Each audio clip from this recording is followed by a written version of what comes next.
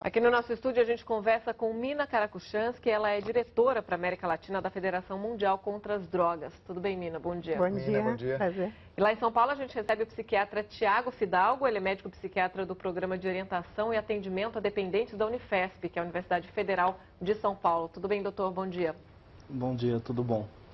Doutor, eu começo aqui no Rio de Janeiro com a Mina. Mina, mês passado, o ministro da Saúde, o Alexandre Padilha, afirmou que o consumo de crack no Brasil ainda não é uma epidemia, né? Isso levando em consideração alguns aspectos técnicos, né, do que é considerado epidemia. E na avaliação desses aspectos técnicos, o Brasil estaria vivenciando hoje um surto. Você acha que a gente ficou muito tempo discutindo essas burocracias de qualificação da doença, porque o vício é uma doença, e demoramos muito para agir? Talvez não tenha sido perda de tempo na discussão se é surto ou epidemia. Eu acho que a gente atrasou muito em começar a acordar que o problema seria realmente grave. Então, somente quando começaram a aparecer relatórios, por exemplo, da União dos Municípios e outros relatórios regionais, muito poucos ainda, é que a gente começou a ver que realmente em quase todas as cidades está tendo esse problema. Agora, se por um passe de mágica, vamos supor, por um passe de mágica a gente consegue resolver completamente o problema do crack. Se não houver prevenção em relação aos jovens, a dar oportunidades para eles, mostrar que eles podem ter almejar alguma coisa outra na vida, não simplesmente esse prazer imediato, se não for esclarecido, se os pais, se as escolas, se os meios de comunicação não estiverem completamente alerta em relação a esse problema, aparecerão outras drogas, porque sempre há uma droga na moda. Posso dar um exemplo assim, bem simples, o da maconha. A gente tem a noção de que ela é muito, às vezes leve, várias pessoas dizem, não, ela é uma droga quase inócua. Hoje em dia, tem mais de 20 mil trabalhos científicos mostrando o que a maconha de hoje em dia, que é muito mais forte, que tem teores muito mais maiores de THC, o que ela ocasiona para diversos locais do corpo. Bom, o que acontece em países que deixaram frouxa a maconha? Os Estados Unidos, que a gente tem a noção, não, nos Estados Unidos, a política americana. Hoje mesmo, porque sou da Drug Watch International, apareceram entre ontem e hoje notícias como no Colorado, por exemplo, já se faz propaganda da maconha nos lugares onde se vende a maconha dita medicinal para tratar de dolências do corpo, com moças de biquíni fazendo striptease, fazendo danças para atrair os compradores. Porque como já tem muitos locais onde essa maconha é vendida, então é um comércio, as pessoas querem lucrar mais. Então, só um dado, 10 anos atrás, lá mesmo no Colorado, havia 2 mil, durante 10 anos, 2 mil pessoas que tinham o cartão que permitia que elas comprassem essa maconha medicinal. Sabem quanto tem hoje em dia? 127 mil pessoas que têm esse cartão que compra. Então, a própria maconha já causa acidentes e causa muitos problemas. Então, o crack mais ainda. Tiago, no seu entendimento, qual é o maior entrave para o combate ao crack aqui no Brasil? Então, Ana, a gente tem uma série de problemas, né? O combate, quando a gente fala de combater o crack, a gente não tem uma solução simples. A gente sempre vai ter que ver as várias motivações do uso, o contexto em que se dá o uso. Então, a gente, para pensar numa ação de combate efetiva, a gente vai ter que ter uma ação global que envolva a Secretaria de Segurança, a Secretaria de Justiça, o Ministério da Saúde. Enfim, a gente tem que ter uma rede que trabalhe de forma coordenada para dar conta desse problema tão complexo. E eu acho que a coordenação entre essas diversas instâncias de poder, entre essas diversas áreas de coordenação do governo, que é o mais complicado da gente conseguir hoje.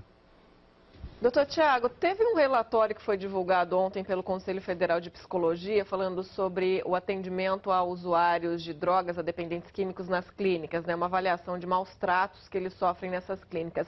E uma das questões que foi muito criticada, que é uma política adotada no Rio de Janeiro, aqui no Rio, é a internação compulsória.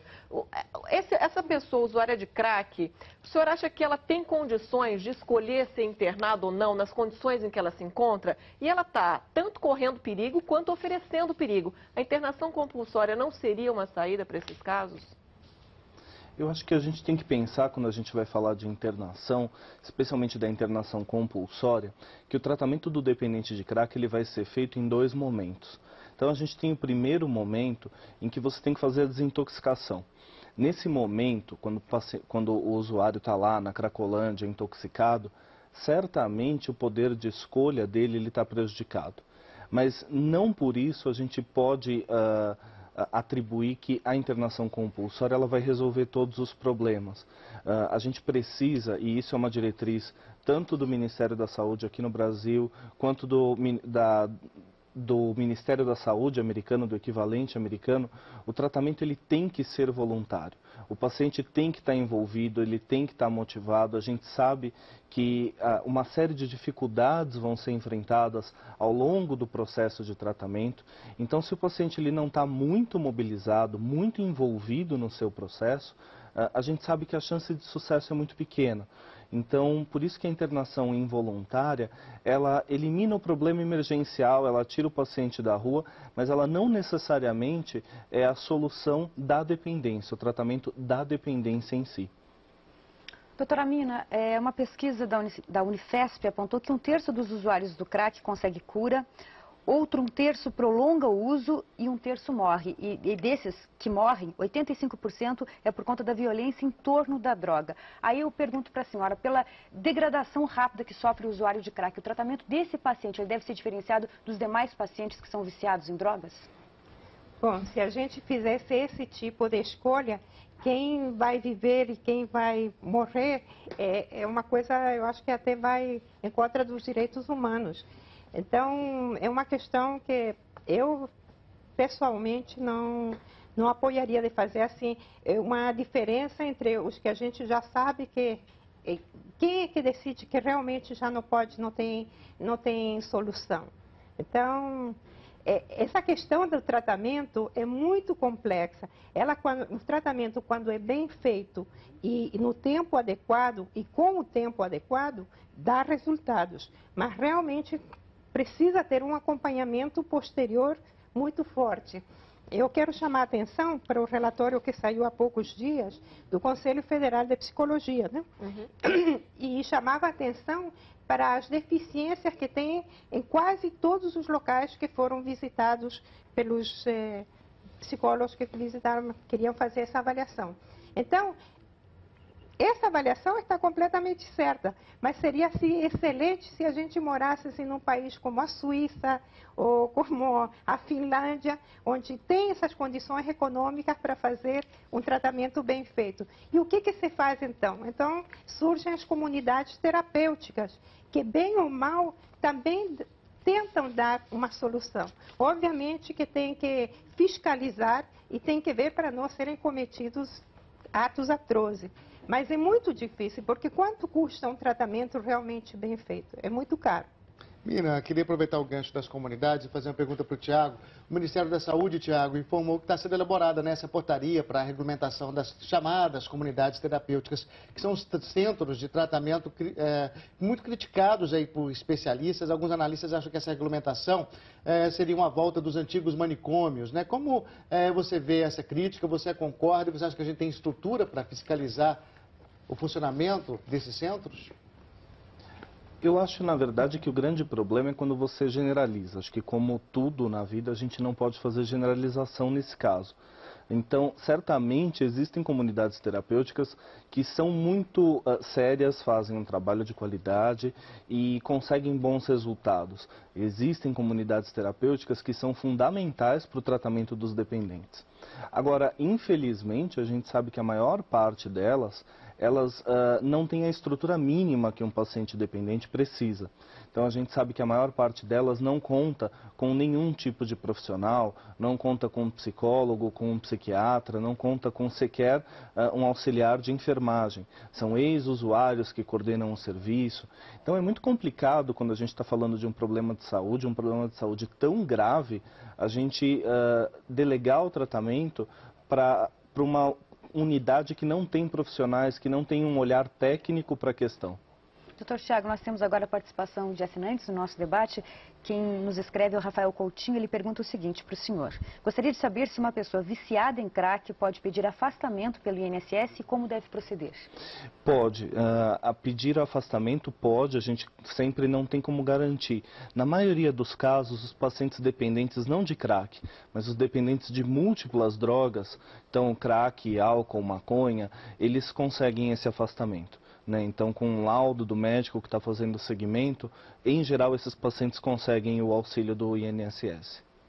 Mina, a gente tem mais uma pergunta de assinante, dessa vez é para você. A pergunta é a seguinte: muitas vezes o crack vem de países vizinhos. Como responsabilizá-los a conter o fluxo dessa droga? É o Jorge Dantas que pergunta. Bom, levando em consideração que as nossas fronteiras são completamente porosas, imensas, é quase, eu diria, quase impossível ter um controle, a menos que a gente tivesse uma polícia federal com centenas de milhares de elementos. Então, é muito difícil e também não pode fazer muita ingerência nas políticas de outros países.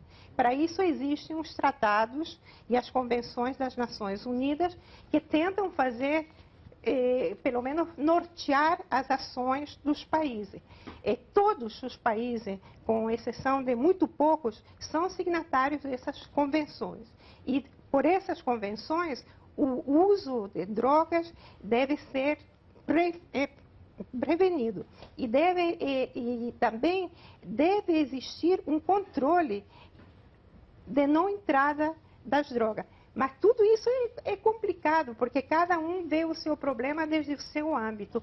E quando a gente vê globalizado, vê de cima quantas variáveis diferentes existem em todas essas redes mundiais, a World Federation Against Drugs, a Drug Watch International, então chega-se à conclusão que cada um dos pés desse sustentáculo para se ter uma vida saudável sem drogas, é importante o tratamento, a prevenção, o controle através de políticas, etc., normas e leis. Mas a prevenção, hoje em dia, é o mais importante, porque assim como tem a medicina preventiva em quase tudo, em quase todas as doenças, até para o câncer, tem a medicina preventiva, tem também a psicologia preventiva. E tem também a possibilidade de que os pais deem atenção, quando os pais não podem dar essa atenção para a criança desde pequena, que o colégio dê essa atenção, que os clubes de serviços deem essa atenção.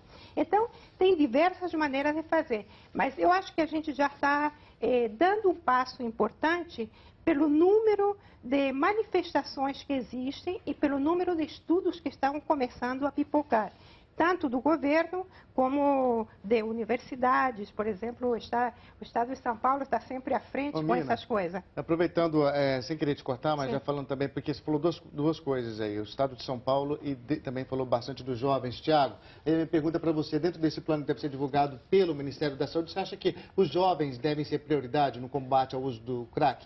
Pergunto isso porque 80% dos dependentes aí no estado de São Paulo têm entre 16 e 35 anos de idade. Isso também dificulta o tratamento por causa da alta taxa de reincidência nos dependentes nessa faixa etária?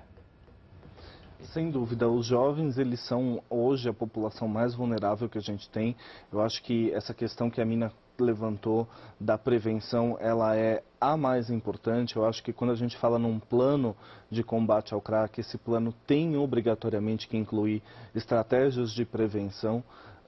E eu acho que esse foco no jovem, esse foco nas populações que ainda estão com o seu desenvolvimento cerebral acontecendo, que ainda tem uma vida toda pela frente, que ainda tem uma vulnerabilidade muito grande, devem ser o nosso foco. A gente tem que ter uma atenção especial para essa população que é a mais vulnerável. Eu acredito que a psiquiatria, por muitos anos, ela ficou de fora desse olhar preventivo, né? E definitivamente de 5, 10 anos para cá, a prevenção chegou de vez para ficar na psiquiatria, na atenção aos pacientes psiquiátricos, seja na esquizofrenia, no transtorno bipolar e especialmente no uso de drogas. Eu acho que esse tem que ser o nosso principal enfoque. Tiago Fidalgo, médico psiquiatra do Programa de Orientação e Atendimento a Dependentes da Unifesp, que é a Universidade Federal de São Paulo. Muito obrigada pela participação. Obrigado. Bom dia, Tiago. E aqui em São Paulo a gente agradece a Mina Karakuchansky, aqui no Rio, desculpa. Ela é a diretora para a América Latina da Federação Mundial contra as Drogas. Mina, muito obrigada, viu? Muito obrigada. Pela avaliação. Obrigado. Bom dia.